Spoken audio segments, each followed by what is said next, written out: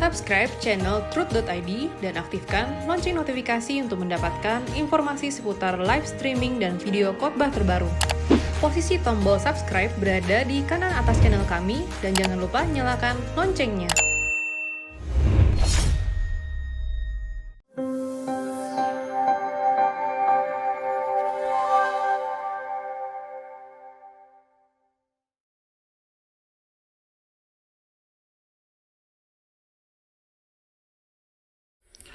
Oke, Bapak Ibu, saudara sekalian, kita teruskan. Mungkin ada satu ralat penting supaya saudara jangan salah persepsi atau salah persepsi terhadap kata kefer ya. Kefer itu kubur ya. Nah. Jadi kalau kita melihat kata Sheol, bisa diterjemahkan grave, hell, pit. Sebenarnya kata ini memang sulit diterjemahkan, lebih baik menggunakan kata grave ini. Pelafalan saya, kefer, mestinya kalau dilihat dari bahasa aslinya itu lebih baik menggunakan kata V, kefer ya saudaraku. Ya, karena begini tulisannya.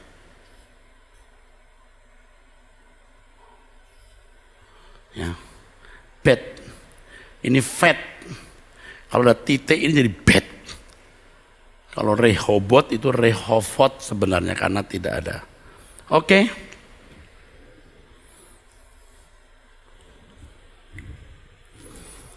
Saya membaca dalam satu buku tulisan dalam bahasa Inggris menggunakan kata V. Itu barangkali kelafalan dari lidah orang mana gitu. Tetapi kalau kita melihat tulisan dari Hof, Bet, Resh ya. Lebih baik diterjemahkan pakai V ya. Tapi sebenarnya ini bukanlah hell ya. Juga bukan grief, juga tidak cukup dengan kata pit. Karena itu belumlah neraka. Saudara, sekarang kita mau belajar mengenai kebangkitan, tubuh kebangkitan. Sebenarnya ada buku khusus membahas mengenai kebangkitan. Tetapi tentu waktu saya tidak akan cukup kalau membedah kebangkitan secara khusus. Saya hanya akan menjelaskan secara ringkas. Adapun nanti kiranya Tuhan memberi saya umur panjang, saya bisa membahas tema khusus mengenai kebangkitan ya. Membahas mengenai surga tidak mungkin dapat dilepas dari hal kebangkitan, sebab pengajaran mengenai surga pasti terkait dengan tubuh kebangkitan. Itu pasti. Nah, banyak orang menganggap kebangkitan orang mati hal yang tidak penting. Kalau saudara membaca Alkitab, Kisah Rasul pasal 4 ayat 2, ayat 33, Kisah Rasul 17 ayat 32, Kisah Rasul 24 ayat 21 dan seterusnya. Pemberitaan Injil yang dilakukan rasul-rasul pada gereja mula-mula itu menekankan kebangkitan ini. Ya. Kenapa ya sekarang jarang kita dengar khotbah tentang kebangkitan? Ya barangkali pembicara kurang memahami pengajaran mengenai kebangkitan atau memandang hal kebangkitan ini bukan sesuatu yang penting. Padahal kalau kita membaca Ibrani pasal 6 ayat 2, ajaran tentang berbagai pembaptisan, penumpangan tangan, kebangkitan orang-orang mati, ini termasuk berita penting, pengajaran dasar. Maka saya harus satu kali memberikan pemahaman Alkitab atau apapun medianya menjelaskan soal kebangkitan ini. Sebab di atas peristiwa kebangkitan ini dibangun iman Kristen, saudaraku. Makanya pengakuan iman menaruh kalimat kebangkitan ini. Aku percaya kebangkitan daging. Daging itu sarkos. Daging itu sarkos.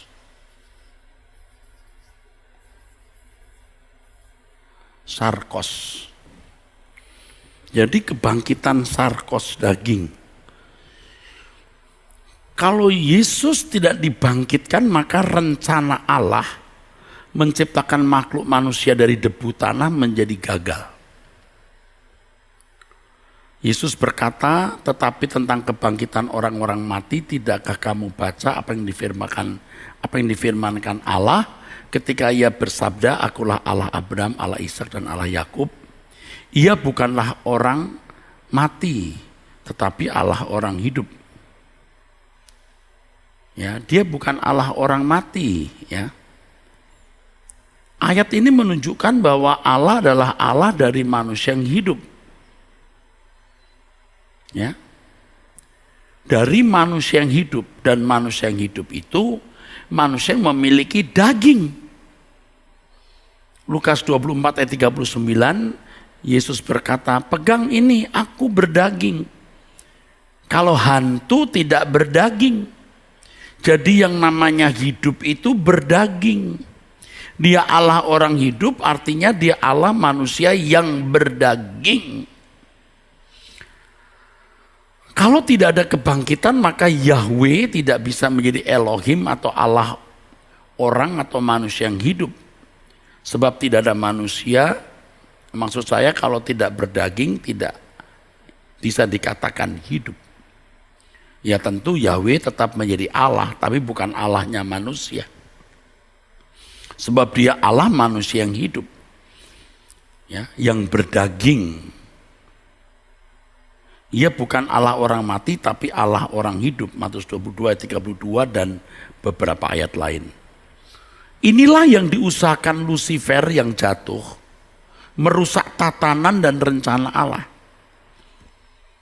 Rencana Allah menciptakan bumi yang sempurna secara fisik, ya, digagalkan kalau tidak ada kebangkitan. Tentu saja tidak mungkin tidak ada kebangkitan sebab Allah tidak pernah gagal. Ini berandai-andai seandainya Yesus tidak menang, tidak bangkit, tidak ada kebangkitan, ya tidak ada manusia yang hidup. Dengan Yesus bangkit, dia hidup, dia berdaging. Ya. Sejatinya dari sejak kekal surga bukan hanya alam roh. Sebab kalau hanya alam roh betapa miskinnya surga. Bukankah ya kenyataannya kita lihat tidak mungkin penciptaan bumi ini berpola pada keadaan yang lain, pasti ada pola. Bukanlah tidak mungkin penciptaan bumi ini berpola pada keadaan yang sudah ada atau keadaan surga yang sudah ada. Ketika Allah berkata sungguh amat baik, waineh tof meot, sungguh sangat baik. Apa ya kira-kira ukuran baik yang Allah miliki itu? Pasti ada ukuran, ada parameter. Yang baik itu yang bagaimana? Allah sudah memiliki surga. Ya, dan bumi ini bisa diciptakan dengan pola yang sudah ada, yang karenanya Allah berkata sungguh amat baik. Jadi dari dulunya, sejak kekal surga bukan hanya alam roh, sebab kalau hanya alam roh betapa miskinnya. Bukanlah tidak mungkin penciptaan bumi ini berpola pada keadaan surga yang sudah ada. Jadi fisik sebagai buktinya nih saudara, Henok dan Elia bisa diangkat hidup-hidup dengan tubuh fisik. Dalam Kejadian 5 ayat 24 tertulis, dan Henokh hidup bergaul dengan Allah. Lalu ia tidak ada lagi sebab ia telah diangkat. Ya saudara,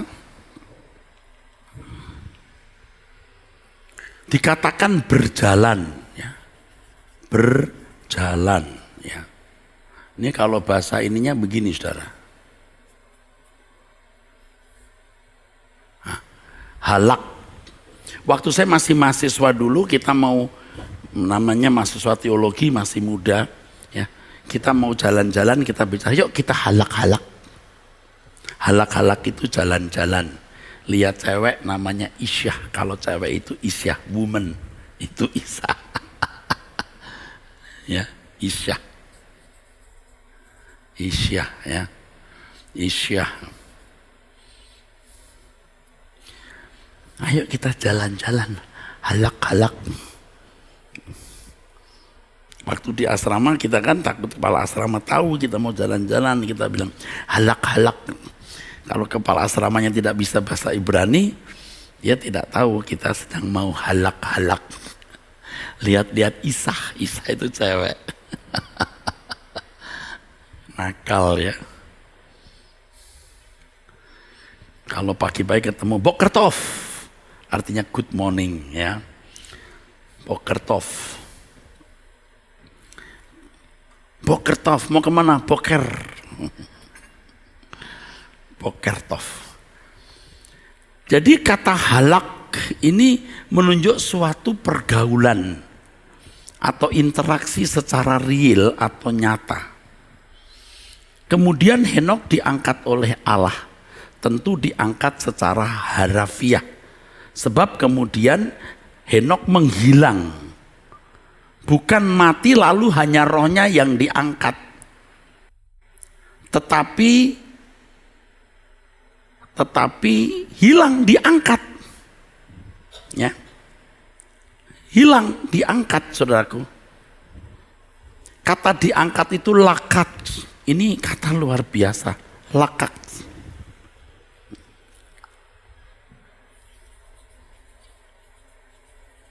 Ya. Lakat.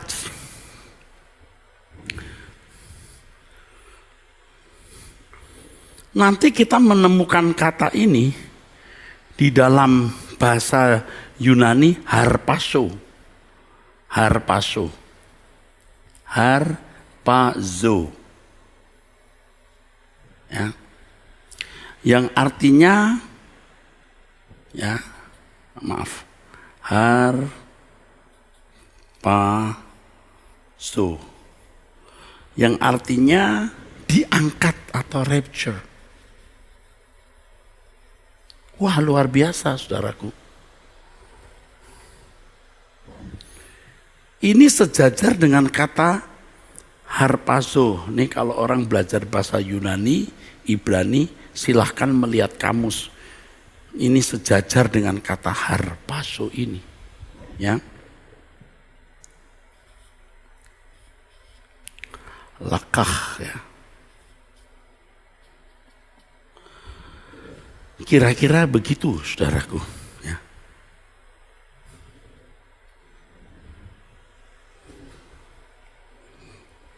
To bring, to seize, to take. Fisiknya diangkat. Harpazo. Wah, hebat, ya. Yang artinya diangkat.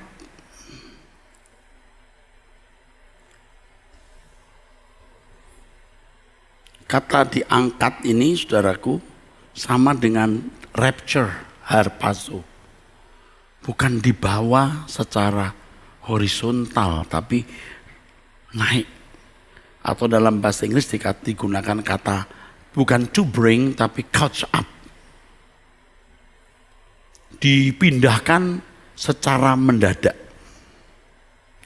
Kata lakaks memiliki padanan dengan kata harpazo.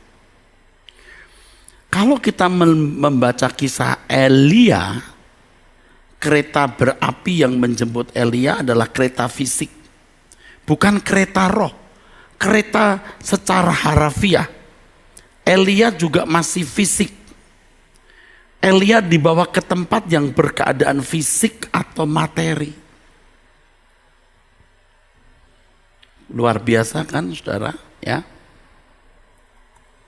Hal ini sudah memberikan kepada kita pesan bahwa alamat yang dituju baik oleh Henokh yang ya lahak ini maupun oleh Elia yang dibawa oleh kereta berapi itu pasti ke tempat di mana keadaannya fisik, materi, bukan alam roh.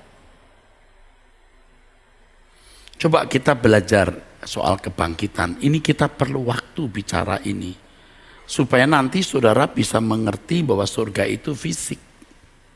Jadi penting kan? Dalam Kejadian pasal 1 ayat 27 dinyatakan bahwa manusia diciptakan menurut gambar Allah. Apakah gambar Allah hanya secara rohani atau batiniah? Ya ini zaman saya masih kuliah juga sering diperdebatkan.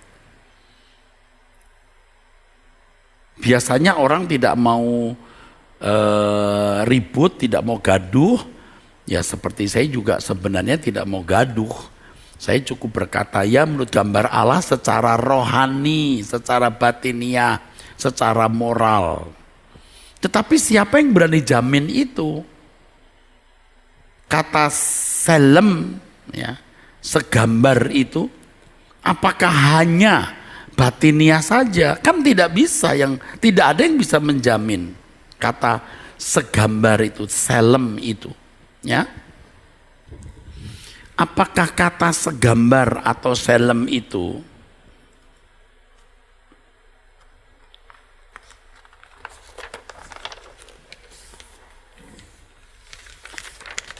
hanya secara batiniah, gambar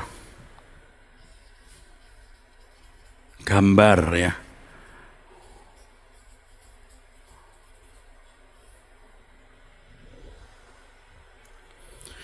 secara apakah hanya secara batiniah? Coba kita melihat Alkitab. Allah mengambil bentuk seperti yang ada sekarang ini, bentuk kita ini. Ini ternyata malaikat juga berbentuk seperti manusia. Saudara jangan membayangkan kalau malaikat selalu bersayap, saudaraku. Belum tentu. Gabriel yang menjumpai Maria misalnya, apakah bersayap? Kalau bersayap barangkali akan ditunjukkan ya bersayap. Terus yang menjumpai 3 wanita pada kubur kosong yang dikiranya tukang kebun oleh Maria, kalau bersayap tahu, wah malaikat ini. Misalnya, kenapa kamu tanya? Dia sudah bangkit, ayo. Kamu kasih tahu saudara-saudaramu. Itu kan ada yang memberitahu siapa malaikat, ya. Nah, tapi ketika bertemu dengan Yesus, salah mengerti juga, dipikirnya tukang kebun itu. Tetapi yang memberitahu bahwa harus beritahu Petrus dan teman-temannya itu juga ada satu di situ, wajah di situ. Dia tidak ada di sini. Malaikat yang menggulingkan batu itu tidak digambarkan bahwa dia pakai bentuk bersayap-bersayap begitu, saudara, ya. Ya. Pasti kalau bersayap akan ditunjukkan bersayap, ya. Pasti tidak selalu bersayap, ya. Dan itu berkali-kali kok. Nah, seringkali kita ini kan terobsesi oleh film-film, ya, kalau malaikat selalu bersayap. Ya memang malaikat bersayap itu tidak heran. Tapi tentu tidak semua malaikat bersayap, saudaraku. Ya. Malaikat yang menggulingkan batu itu apakah bersayap? Kalau bersayap pasti ditunjukkan, ya. Maka ada malaikat-malaikat yang bersayap, tapi tidak disebutkan begitu. Bukankah itu mengindikasikan atau paling tidak mengisyaratkan adanya bentuk seperti ini di surga? Allah memandang bentuk atau wujud manusia seperti kita adalah bentuk dan wujud yang sempurna. Dan hal ini sudah polanya di kekekalan. Ketika Allah bertemu dengan anak-anaknya di surga di Ayub pasal 1 ayat 6, kira-kira bentuk apakah yang dimiliki anak-anak Allah yang dikatakan Ayub pasal 1 ayat 6 itu? Nah, pendek kata begini saja deh saudaraku, bahwa ternyata bentuk seperti ini bentuk malaikat juga. Dalam sejarah hidup Abraham sudah bertemu muka dengan Yahweh yang tampil dalam bentuk fisik. Dengan bentuk atau wujud fisik manusia. Kejadian 18 ayat 1. Juga Musa di perkemahan bertemu dengan Yahweh muka dengan muka. Keluaran 33 ayat 11, Bilangan 14 ayat 4, Ulangan 5 ayat 4. Abraham itu tawar menawar dengan Yahweh itu muka dengan muka loh. Juga Musa bertemu dengan Yahweh muka dengan muka di perkemahan. Demikian pula dengan Elohim yang dijumpai Yakub di Kejadian pasal 22 ayat 22 sampai 30 dia. Fisik juga bentuknya, bentuk manusia. Makhluk surgawi selain malaikat yang belum tentu berkeadaan roh, justru lebih berkeadaan fisik. Malaikat memang roh, Ibrani 1 ayat 14. Malaikat-malaikat yang melayani. Tetapi makhluk surgawi yang hadir mengatasnamakan Allah ternyata fisik. Tidak heran kalau manusia seperti Abraham bisa menjamu Yahweh atau yang mengatasnamakan Elohim Yahweh dengan makan dan minum. Kejadian 18 ayat 5 sampai 8. Tentu Yahweh di sini yang saya pahami bukan Allah Bapa, tapi utusan Bapa atas nama Yahweh yang ketika Abraham sujudnya diterima. Tetapi kalau itu malaikat disujudi tidak mau. Dia berkata, aku hamba seperti kamu. Kalau wujud atau bentuk seperti yang manusia kenakan, bukanlah wujud kekal, Allah tidak akan membiarkan anak tunggal, yaitu Tuhan Yesus Kristus secara kekal mengenakan bentuk atau wujud manusia seperti kita. Rupanya wujud manusia, maaf saya gambar seperti ini ya, coba saya gambar aja. Wujud manusia seperti ini dipandang paling sempurna. Ini polanya dari mana? Malaikat ternyata seperti ini, dan tidak semua malaikat bersayap ya saudara. Bapa di surga memperkenankan putra tunggal kesayangannya juga kekal memiliki bentuk ini, wujud ini, yang nanti bertemu muka dengan kita. Bertemu muka dengan muka, wajah juru selamatku. Ini wajahnya begini, tidak bentuknya bukan berbentuk begini ya. Ini gurita, mesti begini. Ini bentuk yang sempurna. Nah, dan Bapa di surga memperkenankan anak tunggalnya memiliki bentuk ini. Physically, penjelasan ini menunjukkan bahwa bentuk ini, wujud yang dimiliki manusia seperti ini, dipilih Allah, dikatakan sungguh amat baik. Apa ukurannya? Pasti sudah ada polanya. Tentu bukan surga yang meniru bumi. Atau bukan surga yang mengambil pola yang ada di bumi, tapi sebaliknya. Bumi yang mengambil pola di surga, mengambil pola dari surga. Demikian pula dengan hal kenyataan fisiknya. Bukan alam roh. Kalau alam roh dianggap lebih bernilai dari alam fisik, itu pandangan atau filsafat Platonis. Demikian pula pada waktu Yesus naik ke surga, Yesus naik dengan tubuh fisik. Hal ini sangat terang benderang menunjukkan bahwa tujuan Yesus naik ke surga ya, adalah surga secara materi. Itulah sebabnya Yesus akan datang dengan tubuh fisik pula bersama orang-orang yang sudah dibangkitkan, bukan orang-orang dalam bentuk roh. Anda mungkin tanya, apa sih Pak urusannya kok sibuk banget ngurusin begini? Saya mau beritahu bahwa surga itu fisik. Ya, saya memberitahu bahwa surga itu fisik. Saya itu sebenarnya sudah sudah gatel, saudara, pengen cepat-cepat menjelaskan surga itu bagaimana, ya. Kalau nanti ini kan kita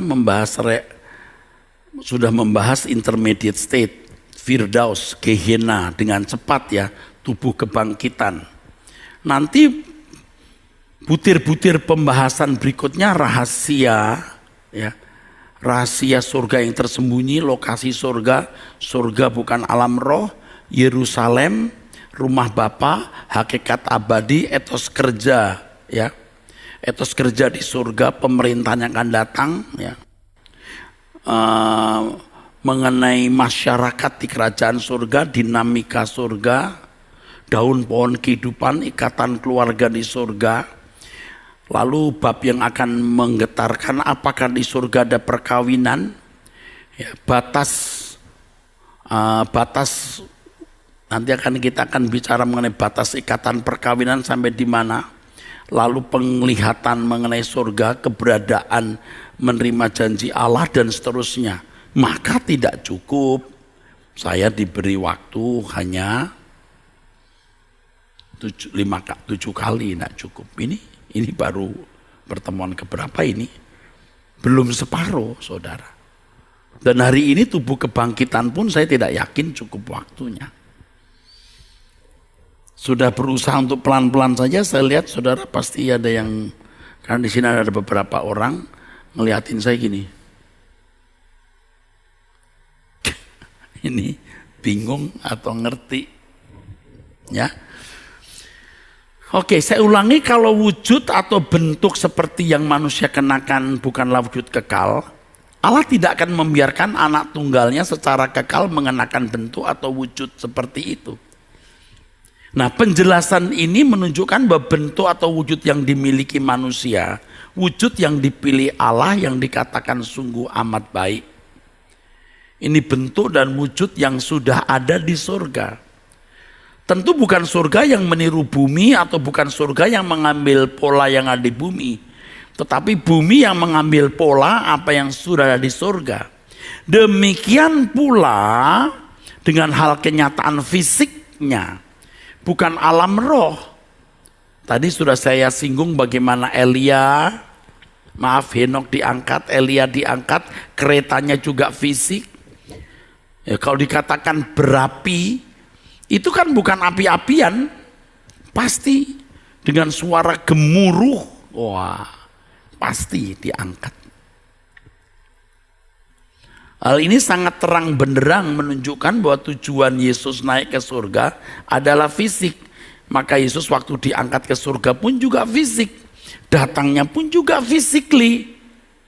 Dan bersama dengan orang-orang yang sudah dibangkitkan fisik.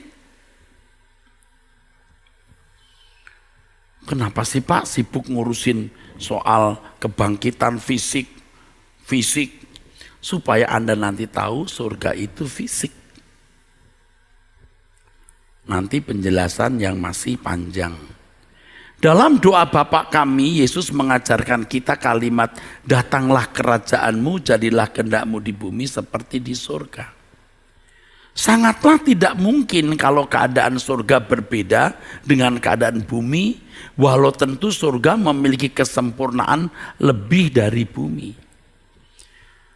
Jadilah kehendakmu di bumi seperti di surga. Surga kapan, Pak? Bisa surga sekarang atau bisa surga nanti. Artinya orang yang tidak menghadirkan pemerintahan Allah di dalam hidupnya hari ini tidak akan masuk ke dalam kerajaan surga atau pemerintahan Allah nanti. Bagaimanapun pastilah bumi ini diciptakan dengan mengambil pola keadaan di surga. Tentu Allah tidak curang menciptakan bumi dengan keadaan yang memiliki kesenjangan yang jauh, ya.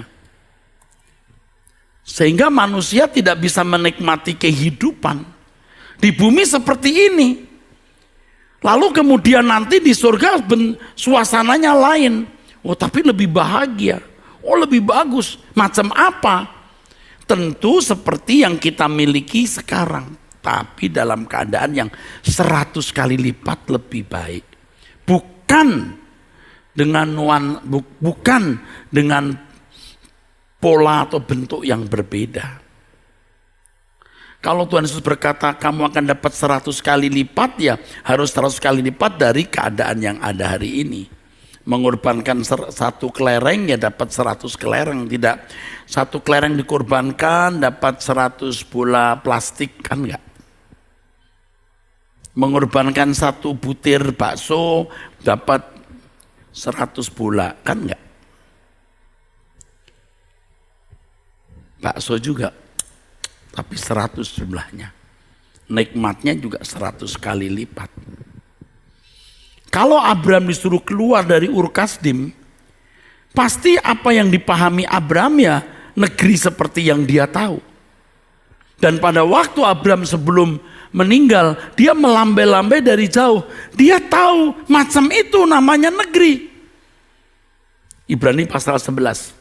Kalau bentuknya beda, alam roh itu yang cyber bagaimana begitu, Abraham tidak akan tahu apa ya.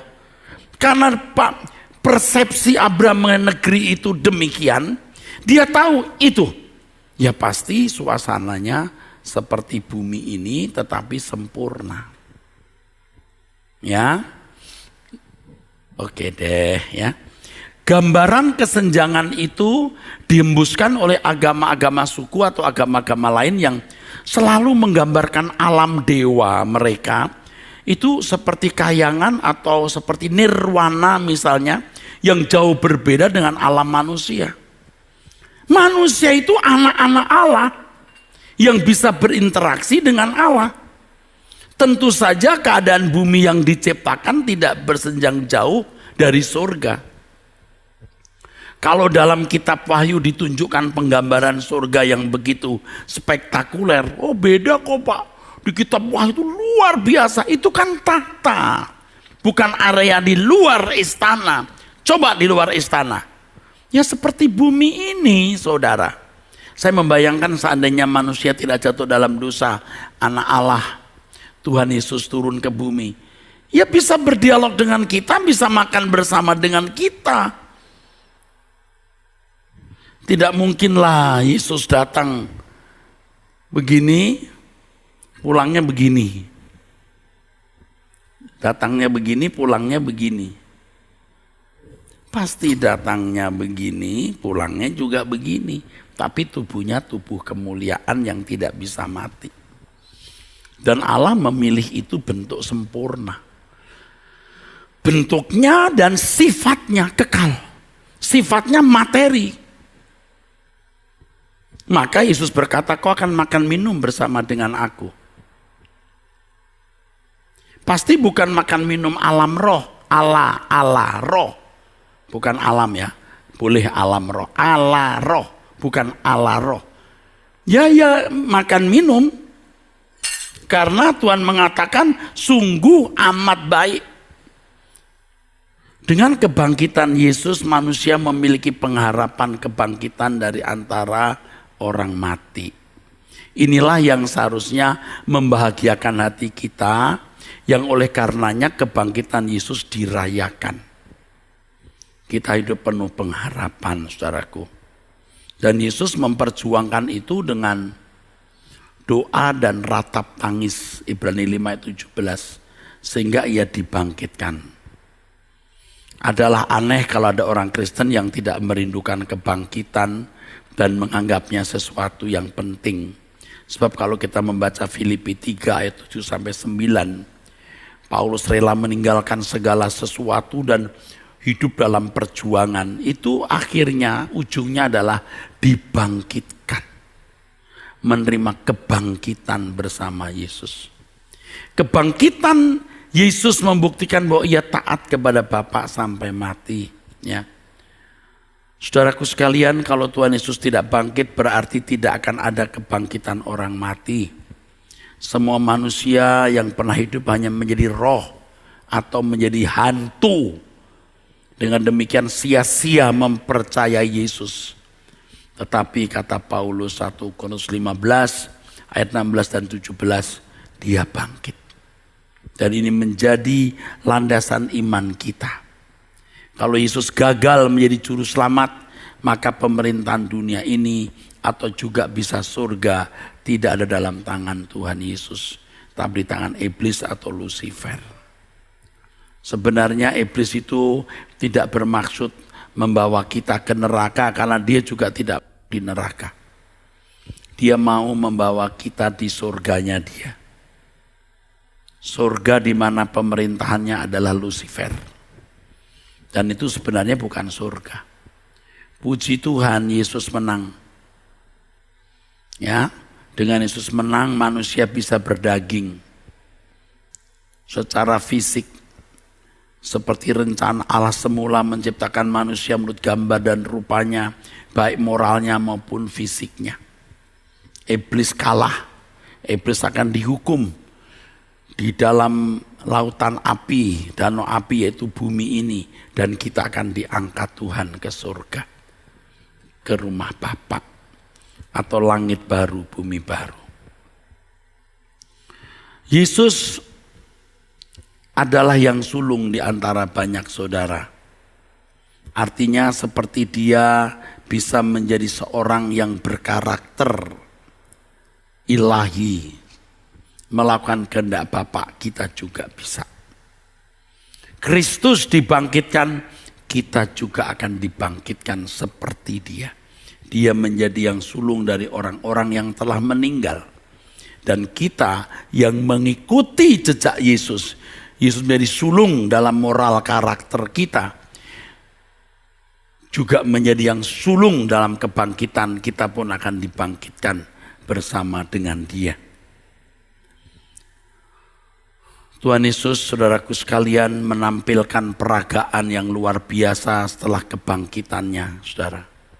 Dia dikenali, wajahnya jelas dikenali. Ya. Yesus menunjukkan tubuhnya. Salam bagimu, begitu. Mereka mendekati Yesus dan memeluk kakinya serta menyembahnya. Matius 28 ayat 9. Memeluk kakinya, jangan-jangan yang memeluk ada yang berpikir, bener enggak sih? Ini hantu atau tidak? Waktu dia peluk, dia menyembah dan memeluk kakinya. Itu pasti menyentuh. Tuhan Yesus menampakkan diri kepada dua orang muridnya dalam perjalanan ke Emmaus. Dan seterusnya. Kita dapat menemukan ciri-ciri tubuh kebangkitan ini. Yesus berkata, rabalah, ini aku. Pegang. Tuhan Yesus dapat dipegang. Yesus makan minum setelah kebangkitannya. Yohanes 21 ayat 13 sampai 15, Kisah Rasul 1 ayat 3 sampai 4. Makan minum di hadapan mereka. Ini malu jelas, itulah tubuh kemuliaan. Ada orang tanya saya, Pak, tubuh kemuliaan itu sama nggak dengan tubuh Adam dan Hawa? Sama, sebelum jatuh dalam dosa. Jangan Anda bayangkan tubuh kemuliaan itu bling-bling menyala-nyala, enggak seperti ini. Tetapi tidak mati, sempurna. Bisa menikmati makan minum, tidur nyenyak, makan enak, ya. tubuh kebangkitan Tuhan Yesus bisa menyesuaikan dengan batasan-batasan kehidupan jasmani. Ingat ini, tubuh kebangkitan Tuhan kita yang mulia bisa menyesuaikan dengan batasan-batasan kehidupan jasmani. Tuhan juga berkata di Markus 14 ayat 25, Lukas 22 ayat 18, bahwa ia tidak akan minum hasil pokok anggur sampai kerajaan Allah datang. Jadi nanti makan minum seperti di bumi. Nah kalau Tuhan bicara begitu tidak mungkin bohong. Nanti kita akan makan minum lagi. Aduh, saya membaca ini terharu, saudara. Saudara bisa membayangkan bagaimana murid-muridnya kesepian, hidup tanpa pengharapan, guru yang mereka yakini akan jadi raja, disalib mati, sekarang bangkit. Dan mereka menaruh harapan kepada guru ini, Tuhan ini, di satu kerajaan yang lebih dari segala kerajaan di bumi ini. Maka tidak heran mereka rela kehilangan apapun dan menderita. Dan ini membuka rahasia bahwa surga nanti adalah alam fisik. Yang soal ini akan saya jelaskan ulang dan lebih terperinci dan sistematis nanti di pertemuan berikut atau pertemuan yang kesekian kali. Kalau kita membaca 1 Yohanes pasal 3 ayat 1 sampai 3, berdasarkan uraian Yohanes dalam suratnya, kita dapat yakin bahwa tubuh kebangkitan yang kita miliki nanti sama seperti tubuh kebangkitan yang Yesus miliki. Paulus juga mengatakan hal ini di Filipi 3 ayat 20 sampai 21 bahwa kita akan memiliki tubuh kebangkitan seperti yang Yesus miliki. Jadi kita dan mereka yang percaya akan memiliki tubuh kebangkitan seperti yang Yesus miliki. Aduh, indah sekali.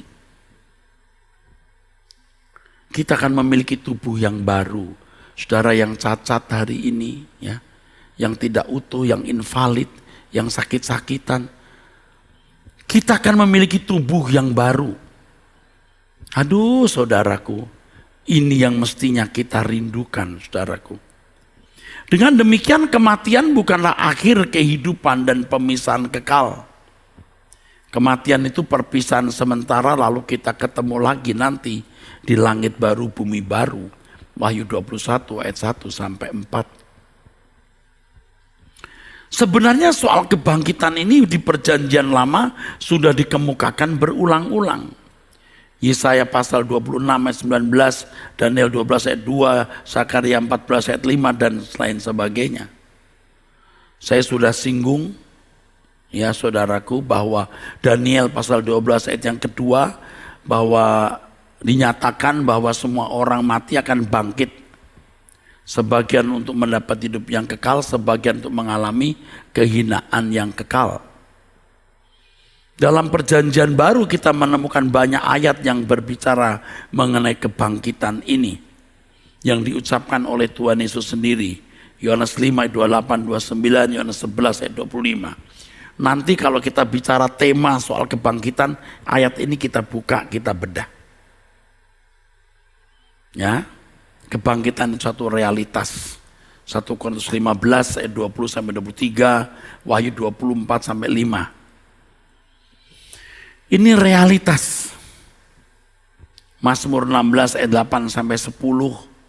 Aku senantiasa memandang kepada Tuhan, karena Ia berdiri sebelah kananku, aku tidak goyah. Sebab itu hatiku bersukacita dan jiwaku bersorak-sorak, bahkan tubuhku akan diam dengan tentram, sebab Engkau tidak menyerahkan aku ke dunia orang mati, ke Sheol, ke Hades.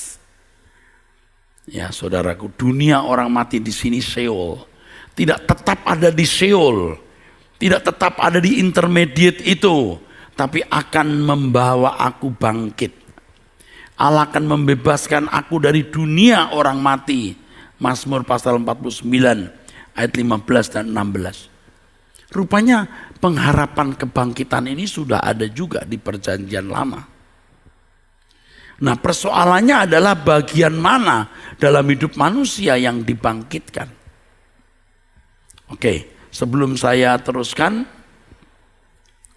saya mau tegaskan, pemazmur berkata di sini, ya saudaraku, engkau tidak menyerahkan aku ke dunia orang mati dan tidak membiarkan orang kudusmu melihat kebinasaan. Nah, tidak membiarkan aku ke dunia orang mati itu Sheol.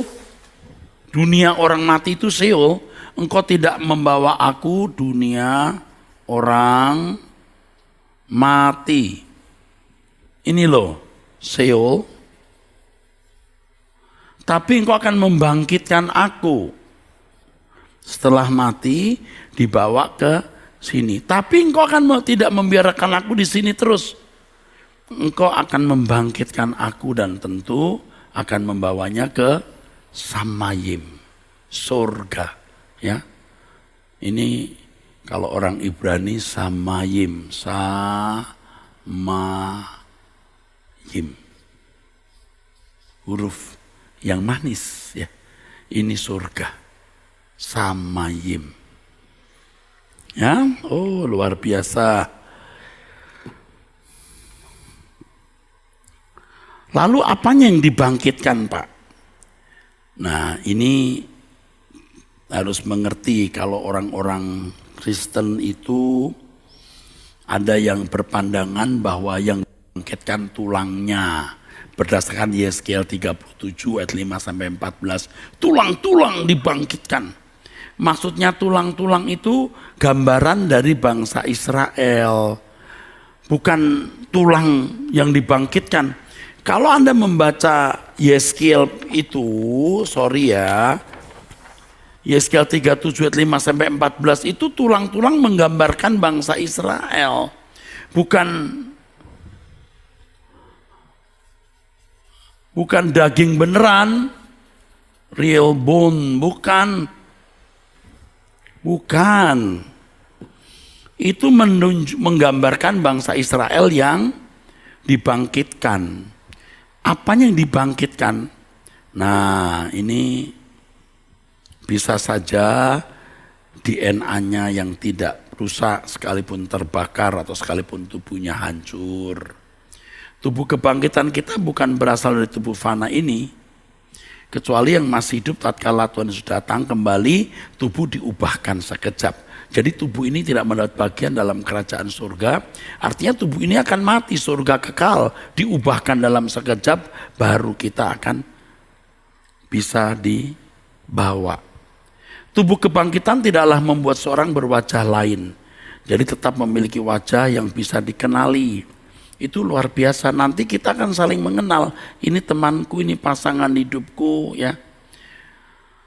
Jadi dengan tubuh kebangkitan kita akan bisa dikenali dan kita akan bersama-sama dengan Tuhan di dalam kerajaan surga. Dan perlu saya tambahkan di sini bahwa tidak pernah tercatat dalam Alkitab bahwa di dunia akan datang tidak ada perbedaan kelamin, gender atau seseorang bisa ganti kelamin. Nanti kita akan belajar tentang hal ini walaupun ini akan susah dimengerti.